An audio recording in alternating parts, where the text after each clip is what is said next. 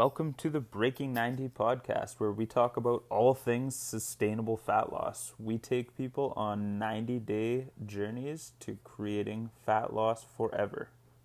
Thanks for listening. I hope you enjoy the episode.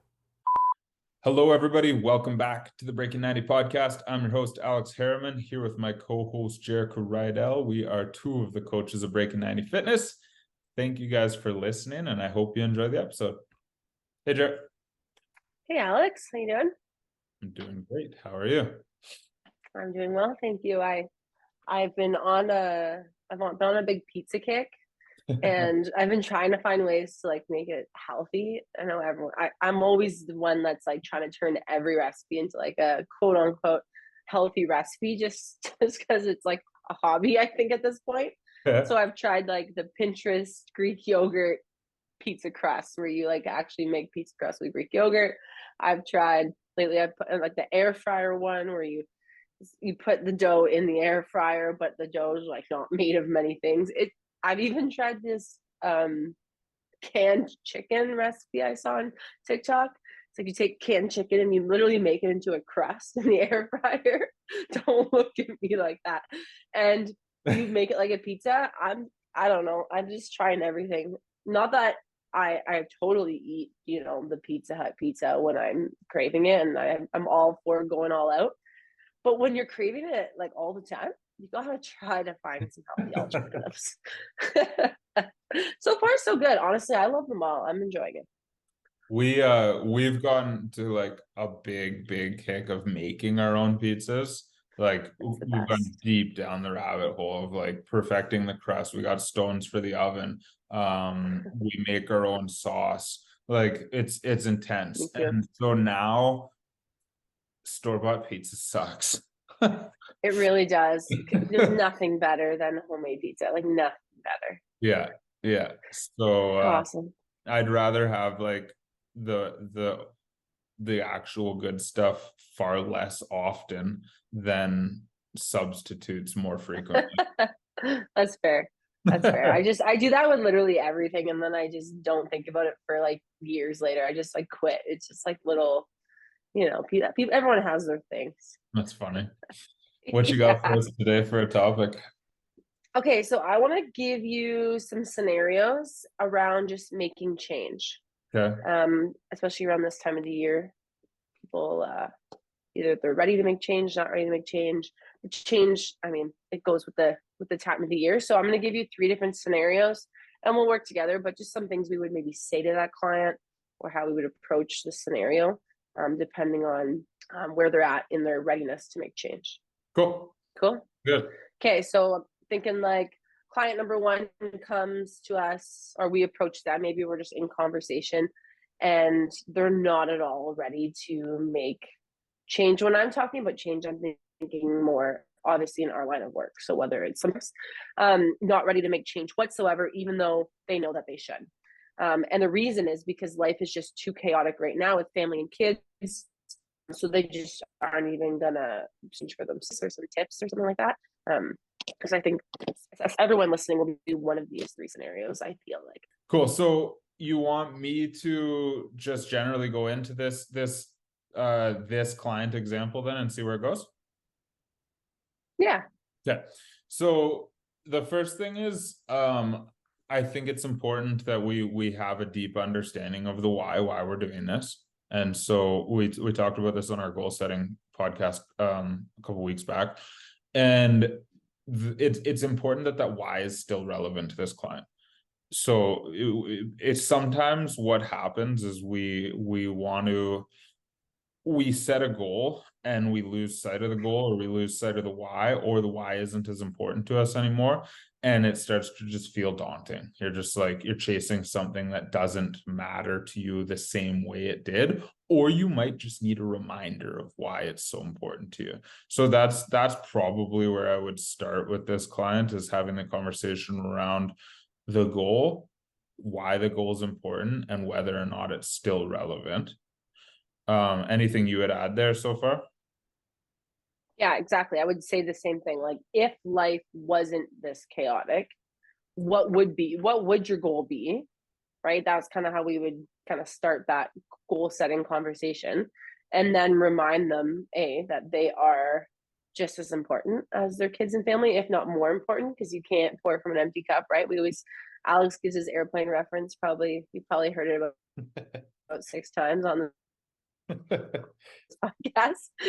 That's gone for yourself before you put it on your child. But we need to make sure that we are putting ourselves in a position to be healthy and able to support for our family. So having that conversation with them, because they're not excuse, but the reasoning is because their family are their priority, and they can't imagine putting themselves and setting goals and having to add another thing to their plate. So yeah, that's basically where I'd start, and just have that conversation, find out what the goal would then be, and then go from there. And then the last thing I'll add to this example then is, if we decide that the goal is still relevant, important, whatnot, then it's just resetting the BAMs. This is resetting the bare ass minimums. This is something we do all the time with our clients. Anytime there's a life change, a goal change, a schedule change, a stressor change, we reset the BAMs. So the BAMs are your bare ass minimums. What is the least you could commit to that would still move you forward? Okay. And so rather than resetting all of your main action steps, we reset what the BAMs look like, make it manageable, because what your BAMs were a month ago, 2 months ago, 3 months ago may not be the same as what is realistic now. So what is the least that I could be doing now with my current situation, my stressors, my schedule, that would still move me a little bit forward? We set those as the BAMs until we're smashing them, and then we can always advance them, make them a little bit harder. That's what you're going to achieve even on your worst day, not what you're going to achieve on your best day. Awesome. Yeah. And I think that would help with not feeling so overwhelmed. I would also have the conversation about the continuum chat, right? So reminding them that, just maybe they're at maybe a 2 out of 10 in terms of, maybe their goal is to fix their nutrition, and obviously we would be more specific. Maybe their goal is to eat 3 veggies a day because they don't have any veggies. But maybe they feel that they're at a 2 out of 10 because they're usually hitting like none.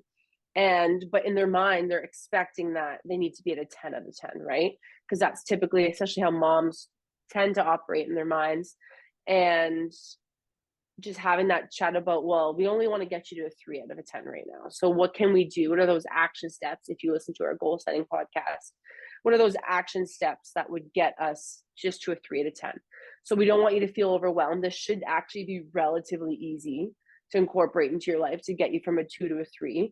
And then we continue bumping up that one chip up the scale, up that continuum over time, so that you can still prioritize family and kids and their schedules, but also incorporate what matters to you.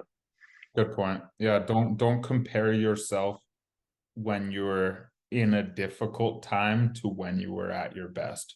You're comparing two very different scenarios. You're almost comparing two different people. It's not fair to you to do that. You got to compare apples to apples. So comparing yourself now to when you're stressed and overwhelmed, compare it to another time you were stressed and overwhelmed and how you navigated that. That's fair.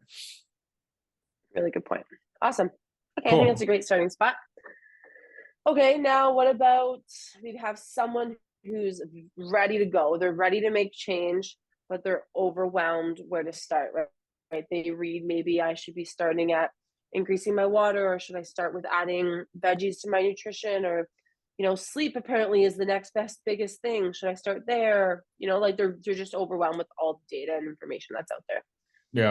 Yeah. This is something we do with so from a nutrition standpoint specifically, this is something we do with all of our clients, and something you guys listening can do at home, is we get them to do at least a 3-day food log. So I'll circle back to how this applies to everything, but you write down everything you eat for the next 3 days: sauces, nibbles, bites, dressing, snacks, meals. You don't need to weigh and measure everything, but write it all down, and put it on pen and paper, and don't change the way you've been eating. Like, do a realistic sample of how you've been eating. Let us look into your life, and then you're going to sit down and look at that. This activity alone, without even the next step, is an eye-opener, because you're like, holy shit, did I actually have that many Reese's mini cups this week, or like whatever it might be, right? But then when you look at that, just say, okay, what is glaringly obvious to me, or what do I know I need to change in order to move closer to my goals? And that's where you start. It doesn't need to be everything at all at once. You look at that. This is my current situation. Here's the glaring obvious spots holding me back. Or here's the things that I know that I need to start achieving. If there's a ton of stuff, like if you're looking at it and it feels like a train wreck to you and you don't know where to start, then we're going to capture the low hanging fruit. We're going to say which one of these changes would affect my quality of life, disrupt my me the least, but if I did it consistently, it could have a great impact. And that's where we begin.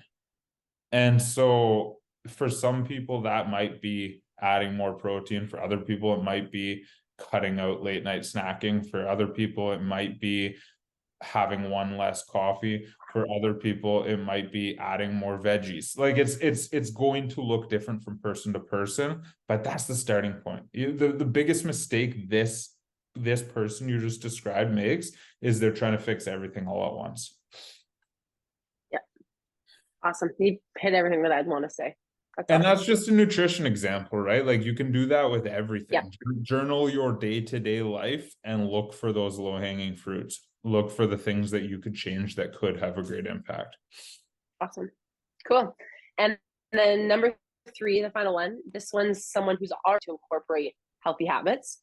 They've already, maybe they've done, and maybe they've added a bit more water, they started eating more veggies, but they're not seeing the progress at this point that they were hoping for. So they progressed originally and now they're kind of at a sticking point or a plateau, would you say, or no? Yeah, that's a really good way to put it. I was just thinking, that they maybe were having expectations of quicker fat loss or quicker whatever their goal is. Fair. But plateau is also another perfect direction we could take it in. So the first thing is like, did we set realistic expectations? Because it's Right. easy to not. You may have said at the beginning of your journey you wanted to lose 15 pounds, but then there was a major family incident, or you lost your job, or something happened that threw you a complete curveball. So now we're keeping the expectations we laid when life wasn't crazy, and getting frustrated at ourselves for not upholding these expectations now that life has changed, right? So that's one thing to address. Like, am I still comparing apples to apples? Are my expectations still set around the person I was when I began this journey? And that's okay if they're not. We're gonna change and adapt and shift all the way along. But if so, if you're like, yeah, no, nothing major has changed, then it's a good time to basically do the same thing we did with the last person, is look at what we have been doing and be like, okay, is there room here to push harder? Or is that not realistic? Because we can always make faster progress. Faster progress equals larger sacrifice. Like Right. that's a formula. Faster progress equals larger sacrifice. So is it realistic for you in your life right now to create more sacrifice? Yes or no? And if yes, then we have to go down the whole rabbit hole of deciding what those sacrifices are going to be. But if no, then it's like, okay, reframe, reset the expectations, because right now we're not going to make faster progress. So let's reset our expectations and be happy with the fact we're making progress and we're not regressing, right? Right. And that goes back to just that sustainability conversation, right? Did we even set realistic goals? Do we even know what sustainable goal setting is? Or did we just have expectations that were maybe a bit too aggressive? And then the other direction I want to take this is, well, how long have you been on this, been doing these healthy habits for? Has it been 3, 4, 5, 6? Now we've been doing it for 10 months, because at this point is a really good time to go back to even example number 1 and maybe redo a 3-day food log if nutrition was the goal. Because as the time goes on, we start to, get cut ourselves a little extra slack or ease up on our portion sizes, or, there's some different, I mean, we can give a lot of examples, but it's just nice to always go back, get our expectations back down. Okay, this is a portion. Okay, I was way overeating when I thought I wasn't, et cetera, et cetera. To go back and just kind of reshift your mindset. And if you're at a plateau in your overall journey, like plateaus are normal. They are going Yeah. to happen. Don't get frustrated if you've been stuck for like a fraction of the entire journey. That's normal. Just keep pushing, keep doing what you're doing, and wait, and you'll come out the other side of that. Like I'm talking, if you haven't made progress in a week or 2 weeks, it's not a cause for concern. If it starts carrying on, and you're doing all of the things consistently that you should be doing, that's the time for change. Yeah, no, that's great. That kind of hit everything I wanted to hit. Sweet. Great examples. I hope that's helpful for the listeners. If anybody resonates with one of those, but you're like, I'm kind of like that, but I'm in a little bit of a different situation, like just reach out to us and we'll help apply it to your situation. Do you have a closing tip for them, Jeff? Nutrition tip kind of makes me laugh because of the story. My other obsession lately has been soup. So, and the reason my tip is soup is because you can load it with veggies. So if you're someone who, like myself, goes in these veggie slumps where, it's cold out, I don't want to be crunching on a raw carrot and dipping it in cold hummus. I've been living off of just vegetables and homemade, of course, but just loading with every vegetable I could find pretty much in my fridge and cooking it up into some type of soup. And that has been saving me for my veggie goals each and every day. So, and even if you want to have some meat in there, throw it in. It's always nice to have a full meal in front of you, but that's my game changer when it comes to getting your veggies in. That's smart. We talked about that on a coaching call recently, how like vegetables and fruit change seasonally in their appeal, right? Like a salad in the winter is not nearly as appealing as a salad in the summer. So change how you get it and make it appealing again. That's smart. Thanks. Awesome. Okay, thanks for listening, guys. I hope you enjoyed that episode. I hope you got a couple great takeaways from it. And as always, we'd appreciate any feedback you have, sharing it with a friend, leaving us a comment, letting us know you listened. We appreciate it all. It's what drives us to keep doing these episodes for you. So thanks for being here with us on this journey. Have a great day.